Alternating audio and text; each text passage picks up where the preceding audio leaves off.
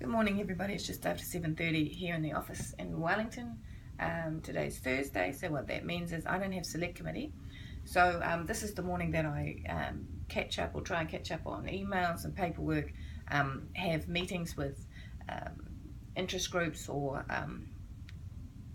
people who want to catch up with members of parliament to put across, like there might be a piece of legislation that's going through and how is that affecting them.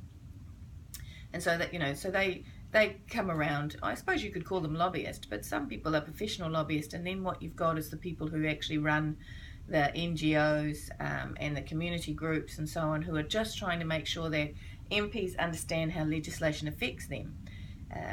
For example, there was a taxation bill that has gone through this week, and it has a 20-day window to do some form of a return. It's not my field, sorry, it's actually Fletcher Tabato's field. But that has strongly affected small charities.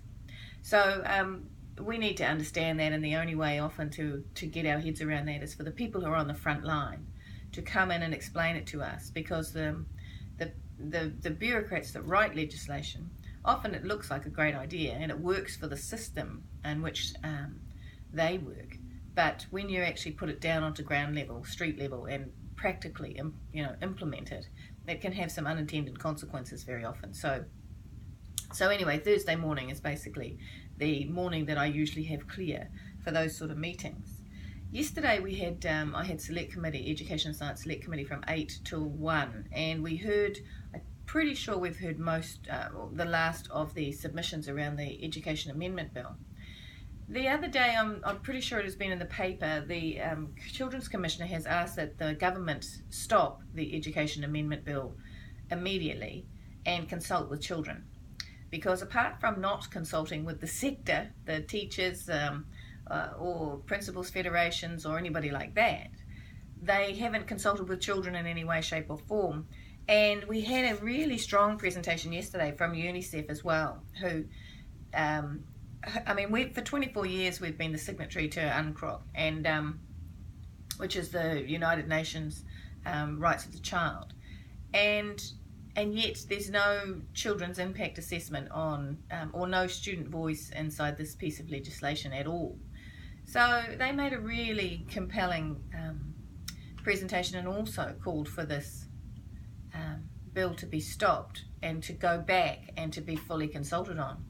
So that's several calls now, and two of them, the Children's Commissioner and UNICEF, those are fairly big players who are saying that the government has not consulted, and this is a piece of legislation that is too big and too important to put through without consultation.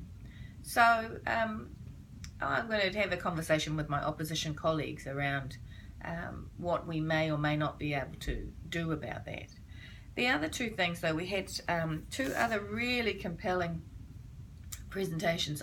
They're all, you always learn something out of every single submission, something that you didn't know before, and that's what's so powerful about our democracy and the select committee process. So it might seem to average everyday Joe that, well, I don't know anything new than anybody else, but you'd be surprised what your personal experience or your personal understanding brings to the conversation when you submit to a select committee, both in writing and with oral presentations. So I do encourage people to participate in that way. It's a strength of our democracy, and very, very few countries have that amount of public voice in their legislation. But there were another two that were particularly noticeable. One was a young woman by the name of Gabrielle, and Gabrielle is actually, she came from the Autistic Advocacy Network New Zealand and gave a powerful presentation with a voice program. So Gabrielle